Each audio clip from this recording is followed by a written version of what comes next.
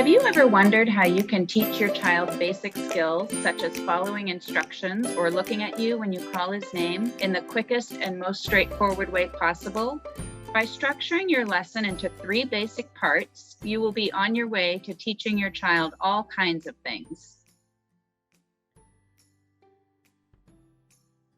In this episode of Behavior Nation's Caregiver Education video series, we will talk about discrete trial teaching, also called DTT, which is just one of the methods used to teach skills under the umbrella of applied behavior analysis.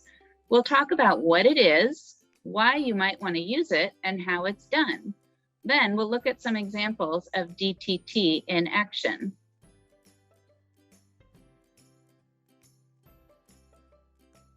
Discrete trial teaching is a great way to give your child lots of repetition and reinforcement for learning new skills. It is usually used to teach a brand new skill in an efficient and fun way with lots and lots of reinforcement. These skills will then be generalized into more natural environments, which you can learn about in another edition of this video series. To learn more about naturalistic teaching strategies, click on the link in the description below to watch the video on NET. DTT works because it is highly structured and has a high level of reinforcement built into the lesson, which allows for lots of repetition. It has 3 major parts that are based on the ABCs of behavior analysis.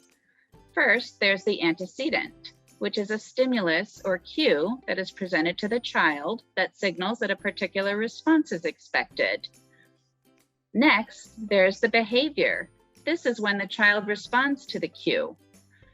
Finally, there is a consequence. This is either a reward that follows a correct response or an error correction procedure.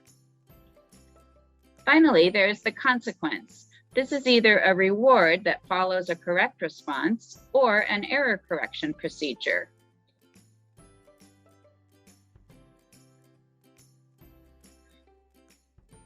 Why would you use DTT instead of another more natural way to teach a skill? DTT should not be the only teaching strategy you use, but it is a very effective way to teach brand new skills because it allows for a lot of repetition. It can be very motivating for the child because each correct response is followed by something fun for the child. Because of this, DTT also teaches children to sit and attend to an instructor, which is an important school readiness skill.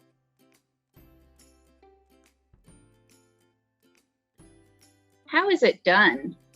DTT is best done in a more structured environment where you are in control of the reinforcers. The child can sit at a chair at a small table or on the floor facing you. Let him choose a reinforcer. It should be something that is easy to give and take away, such as a small toy, food item, or a fun action. Some kids really like tickles or high fives as a reinforcer. It's best to have 2 or 3 reinforcers ready per lesson so your child doesn't get tired of the reinforcer.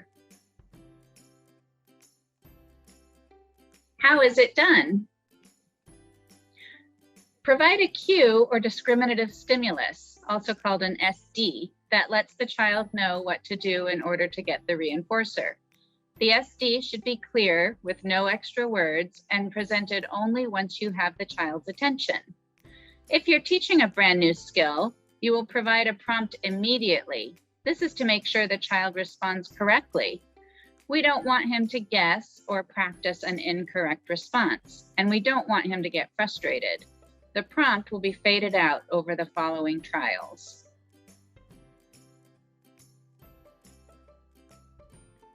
As soon as he responds correctly, praise him and give him the reinforcer for about 15 seconds. If he responds incorrectly, immediately correct him. This can be done by repeating the SD and then immediately prompting the correct response. Repeat for approximately 10 trials.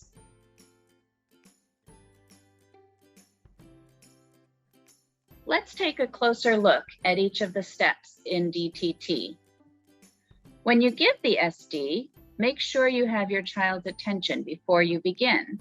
You might hold the reinforcer in view so that your child turns towards you, for example. Keep it simple and consistent so that the child learns the cue and the response more quickly. Examples include, do this, followed by something that you want him to imitate. Touch red when you are teaching color identification. Or what's this when you're teaching him to name objects.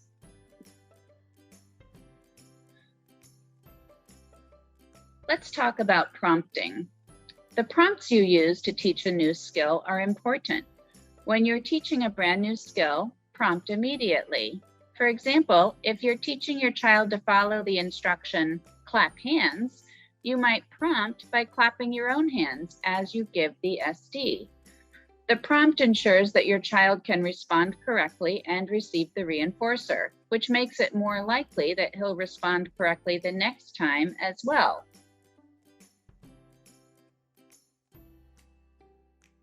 It's important to remove the prompt little by little.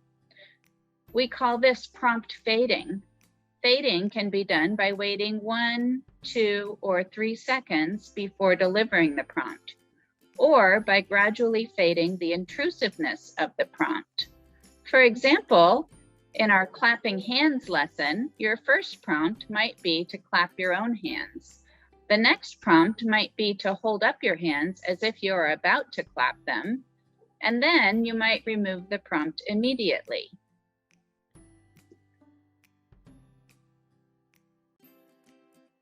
Let's take a closer look at the response and the consequence that follows.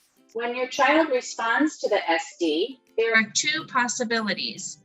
The response is correct or it is incorrect. When the response is correct, give him the reinforcer immediately, whether or not it was prompted.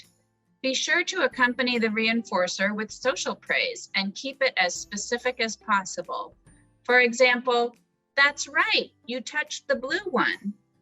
Let him interact with the reinforcer for about 15 seconds while you set up the next trial.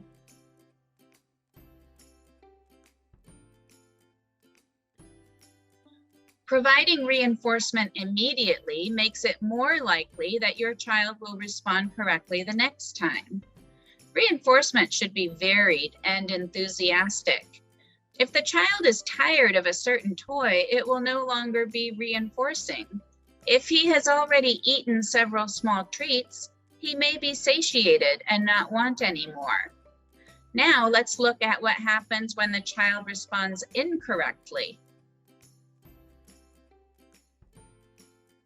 When your child responds incorrectly, or even not at all, provide an informational no in a very neutral or boring voice.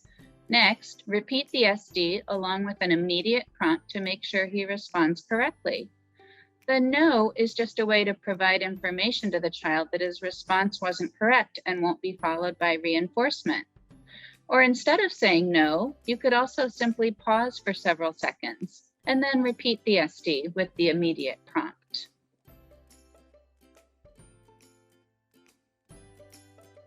Thank you for watching. I hope you found this information useful. If you have any questions, email us at info@behaviornation.com or call us at 844-262-8466.